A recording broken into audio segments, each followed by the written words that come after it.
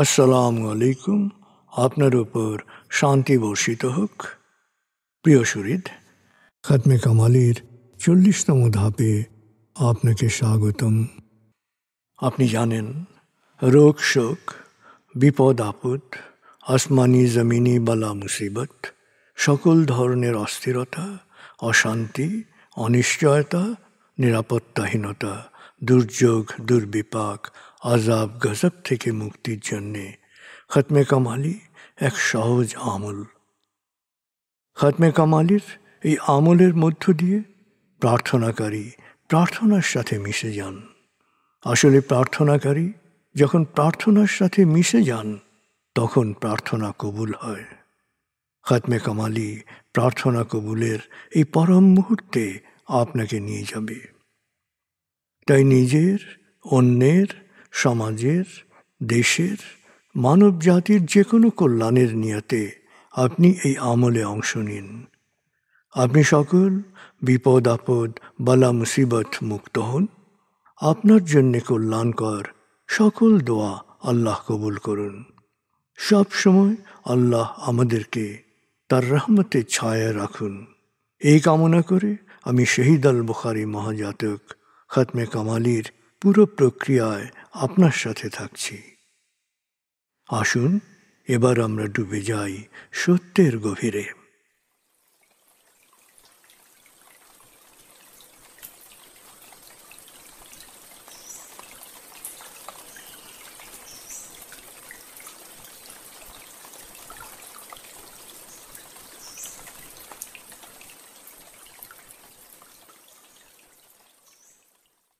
হে আল্লাহ, বিতাড়িত শয়তান থেকে আমি তোমার আশ্রয় প্রার্থনা করছি। দয়াময় মেহেরবান আল্লাহর নামে। আয়াতুল মুলক। হে আল্লাহ, সকল ক্ষমতার মালিক, তুমি যাকে ইচ্ছা ক্ষমতা দান করো, যাকে ইচ্ছা ক্ষমতাচ্যুত করো, যাকে ইচ্ছা সম্মানিত করো, যাকে ইচ্ছা অপমানিত করো। তুমি সর্বশক্তিমান, সকল কল্যাণ ও মঙ্গলের আধার। তুমি দিনকে ছোট করে বড় করো রাত, আবার রাতকে ছোট করে বড় করো দিন। তুমি প্রাণহীনে দাও প্রাণ, আর প্রাণবন্তকে করো প্রাণহীন। তুমি যাকে চাও বেহিসাব রিজিক দান করো। সূরা আলে ইমরান আয়াত 26-27। আয়াতুল কুরসি। আল্লাহ ছাড়া কোনো উপাস্য নেই। তিনি শাশ্বত, চিরঞ্জীব, বিশ্ব প্রকৃতির সর্বসত্তার ধারক। তিনি তন্দ্রা নিদ্রাহীন, সদা সজাগ, মহাকাশ ও পৃথিবীর সব কিছুর মালিক। তার সদয় অনুমতি ছাড়া তার কাছে সুপারিশ করার সাধ্য কারো নেই। দৃশ্যমান বা দৃশ্য, অতীত বা ভবিষ্যৎ, সৃষ্টির সব কিছুই তিনি জানেন। তিনি যতটুকু জানাবেন, এর বাইরে তার জ্ঞানের সীমানা সম্পর্কে ধারণা করা কারো পক্ষেই সম্ভব নয়। তার আসন, তার কর্তৃত্ব পৃথিবী ও নভমণ্ডলের সর্বত্র বিস্তৃত, আর তার সংরক্ষণে তিনি অক্লান্ত। তিনি সর্বোচ্চ, সুমহান। সূরা বাকারা আয়াত 255।